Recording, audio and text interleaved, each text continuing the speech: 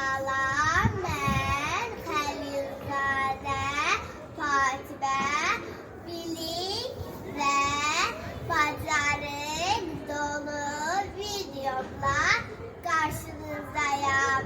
Uşaqlar, gəlin məktəbimizin tarixini, keçmişini və gözəlliyini öyrənək. 244 nömrəli tam orta məktəb 1968-ci ildə istifadəyə verilir.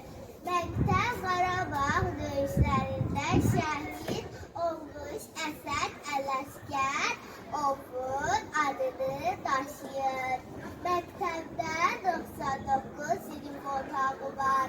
Fizik otağı, bioloji otağı və 3 informatika otağı. İnformatika otağında 90 ədəd kompüter var. Məktəbdə 2 dildə dərs keçirilir, Azərbaycan və rus dillərdən. Məktəbin 2 korpusdan ibarət yeri var. İndi hal-hazırda və yeni bir korpusa 2 dəfəlik zalı və bir idman zalı.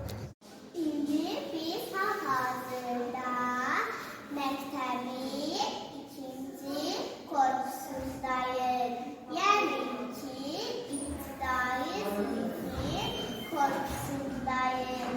Məktəbin böyük yaşıllıq sahələrində müxtəlif ağaclar yetişir.